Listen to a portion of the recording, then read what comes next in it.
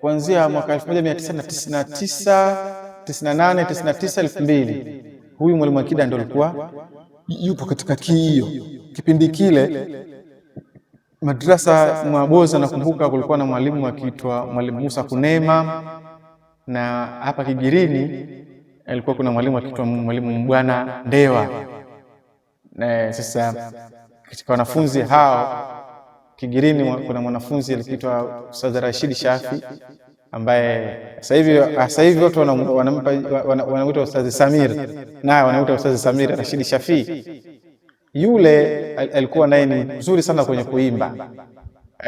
Ukija Vuo unakutana na mimi, ukija Kigirini unakutana na huyo Ustadh Rashid Shafi, ama ukija Mwaboza sasa kwa Mwalimu Musa Kunema ndo unakutana na kijana mmoja anaitwa Hussein Haufi, ambaye baadaye alitoka akaenda Shamsul Maarif, sasa hivi yuko Arusha.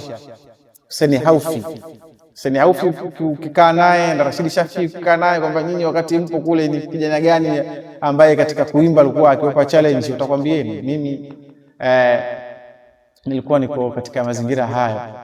Ama katika mazingira ya kabla sijaendelea kwa Mwalimu Akida, katika malezi yetu ya ukuaji, nakumbuka mzee wangu mzee Muhammadi alikuwa ni mtu anayependa sana mambo ya dini. Ilikuwa akinihimiza sana mambo ya dini, japokuwa tulikuwa kwa kule kwetu tulikuwa kusoma kama vile mtu kwenda kusoma tu, hakukuwa na ile impact kubwa kwamba wewe unakuja kuwa nani. Lakini baba nakumbuka alikuwa akifuatilia sana.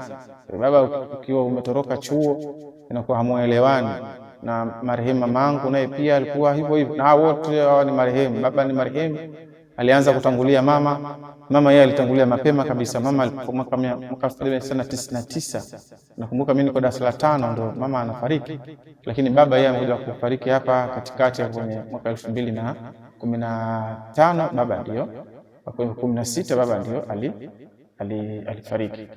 Kwa hiyo katika makuzi tulikuwa na tambulika pia kwa jina Rashid Kuchi. Ukija Vuo natambulika kwa jina la Rashid Kuchi. Rashid Kuchi ndio nickname. Kuchi limekuja vipi? Kuchi limekuja babu yangu mimi, yani babu yangu mzaa mama, mdogo wake akiitwa mzee Rashid Kuchi.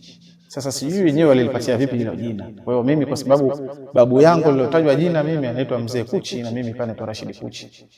Lakini sasa ndio tunakuja kwamba lile jina lile ukipewa majina, ndio maana Mtume anasema itaneni katika majina mazuri. Mkimuita majina mazuri, mkimuita mtoto wako jina zuri, basi atakuja kuwa mzuri. Kwa ile Kuchi basi pia ikawa na hayo mambo, Kuchi ikawa niko nayo. Mambo ya kupigana nilikuwa hodari kidogo kwa ule umri wa wenzangu, nilikuwa kidogo si jambo. Katika makuzi hayo niona nigusie hapo kidogo. Katika hayo mimi ni miongoni pia katika makuzi. Kwa hiyo unaweza ukapata ukasikia huyu Sheikh Rashid Kuchi. Kwa nini? Ni babu yangu. Hiyo kuja kupigana tena ni kuja baadaye kwamba kwa nini sasa wanapigana, basi hilo jina ndio kwa sababu hapana, nini mama yangu yeye ndio aliamua kutoa hilo jina, mimi nimetajwa na marehemu mama yangu. Baada ya kuondoka Mwalimu Akida pale Vuo, alikuja mwalimu, ikawa anakuja alisomesha mwalimu Juma Bakari, mzee JB kwa pamoja huyu walikuwa na pamoja na mwalimu Bakari Jai marehemu. Na hawa walimu walikuja kwa pamoja, lakini mwalimu Juma Bakari hakukaa muda mrefu, kama kipindi cha miezi ngapi tu akaachwa mwalimu Bakari Jai.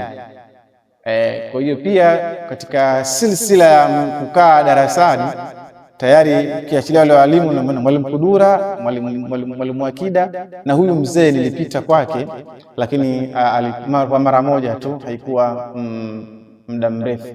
Kwa tulisoma kwa mwalimu Bakari Jali, lakini sikukaa sana pale. Nakumbuka kakaangu sasa, ambaye yeye alikuwa ni mwalimu wa Mbuyuni kipindi hicho, kaka mwalimu ambaye ni baba mmoja mama mmoja na mimi, ikawa yuko Dar es Salaam tayari, alikuwa Dar es Salaam kuja kutafuta maisha huko. Akaja kule 2001 baada ya kumaliza shule, akaja akanichukua mimi nikaondoka. Na katika historia ya watu ambao hawajui, wakati mimi naondoka na ndo siku hiyo hiyo mimi naondoka, mwalimu Akida naye hakukaa hata siku 3, hakufika hata siku wiki, akawa ameondoka pale Vuo. Kwa hiyo kama ikawa tumeondoka pamoja na mwalimu Akida Ibn Nasir. Mzee wangu huyu alikuwa akinipenda sana, kwa hiyo akinichukua kwake pia kwenda kula, yaani alikuwa na mapenzi makubwa sana na mwanafunzi wake mimi. Na ni mjomba pia kinasabu zetu za kifamilia, ni mjomba pia. Na basi mazingira kaondoka sasa safari sasa ya kusoma. Lakini kusoma, ukiniambia alikuwa nasoma nini hapo, naondoka na kuja huko Dar es Salaam, na ukiniambia kwa nasoma nini sijui chochote. Yaani ilikuwa ni kama vile ambavyo tunasoma tu, lakini hasa ile misingi ya kwamba Qur'ani kuisoma nasoma misingi ile. Na hasa sisi tukisoma, hasa watu wadogo, tunapewa misingi ya Qur'ani. Hii mingine hizi hadithi nini ni kama tunapita tu, lakini tunapewa misingi ya Qur'ani. Na ndio wanafunzi wanaposoma madrasa, wale ambao hawana malengo makubwa, wanapewa misingi sana ya Qur'ani, wajue Qur'ani vizuri sana.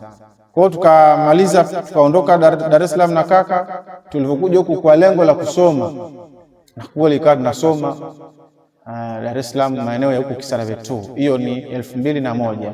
Nikakaa 2001, 2002 nikarudi Tanga. Niliporudi Tanga Vuo, ikawa kule tena hakuna mambo ya kusoma, ikawa mimi na mipira na mimi ni mambo ya mipira. Mwisho wa siku ilipofika 2003 ndio nikaja sasa Dar es Salaam rasmi tena kwa ajili ya kusoma. 2003 nikaja Dar es Salaam sasa tena kwa ajili ya kusoma. Nikaanza kusoma kwa huyu kakaangu. Nikasoma, lakini pia ikawa kusoma ni kule kwa kawaida. Lakini sisi katika familia yetu tuna mababa zetu. Kuna mzee anaitwa Mzee Konsel. Mzee Konsel yeye ndo amemzaa Sheikh Konsel. Sheikh Konsel anaitwa Muhammad Konsel. Baba huyo Mzee Konsel ni mdogo wake. Sasa Sheikh Konsel, kwa sababu mimi ni kaka yangu ambaye mzee Sheikh Muhammad Konsel, kawa nikienda kule kwa ajili ya kwenda kuona, nikakuta kwamba kuna madrasa anasomesha 2003 hiyo 2005. Mwaka 2005 nikatoka sasa hapa rasmi, akanichukua nikaenda kwake, kawa naishi kwake. Kuishi kwake kwa Sheikh Muhammad Konsel pale, kawa tunasoma, anatusomesha pale. Sasa ikawa nikakutana sasa na watu tofauti. Nikakutana na watu wametoka Kondoa, nikakutana na watu wametoka pale Dar es Salaam, wengine wametoka Morogoro, wengine wametoka Pwani, wengine wametoka Pemba. Tukaanza kusoma pale. Lakini nilifika pale kwa Sheikh Muhammad, mimi ikawa naishi kwa Sheikh Muhammad. Mimi Ahlul Bait, ikawa naishi kwake, nasoma kila kitu kinachotakikana yeye ndo anafanya. Kitakiwa kitabu Sheikh anatoa, kikitakikana kula yeye ndo anakula, itakikana siku naumwa yeye ndo ananitibia.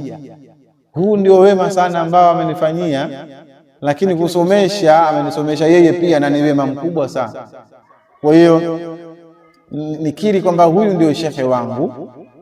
Safari yangu ya kusoma ikaanza pale. Kaanza kusoma kwa Sheikh Muhammad, na naishi nyumbani kwake kama ndugu. Nikasoma pale kuanzia 2005, 2006, 2007, 2008. Lakini tulipofika pale madrasa tulikuwa kuna makundi ya walimu wengi tofauti. Kwa kulikuwa kuna mwalimu Isa, kulikuwa kuna mwalimu Mwinyi, na nakumbuka mwalimu Athman Zuberi mimi sikumpata, lakini wapo walimu wengine. Nakumbuka na Sheikh Nasr, wale ndo walimu wakubwa wale walikuwepo. Sheikh Nasr wa Dodoma, wakina Sheikh Abdul Majidi, wanafunzi wa Subhi, watu walikuwa ni genge kubwa sana. Fika pale unakuta kwamba yes, hapa pana jambo hilo, ikawa linatoa ushawishi. Sasa sisi kundi letu, mimi kundi langu nikawekwa kwa Sheikh Mnyamisi. Sheikh Mnyamisi. Sisi Tanga kule tunamuita Sheikh Mnyamisi, lakini huku tunamuita Sheikh Mwinyi. Sheikh Mwinyi pale tukaanza kusoma, na katika lile kundi nilikuwa niko mimi, ipo kijana mmoja kutoka Zanzibar anaitwa Sal Abdallah, anaitwa Abdallah yule. Kuna kijana mmoja anaitwa Muhammad Mwaita wavuo huyu. Kuna vijana kuna Hussein Dosa. Tulikuwa tuko wengi sana.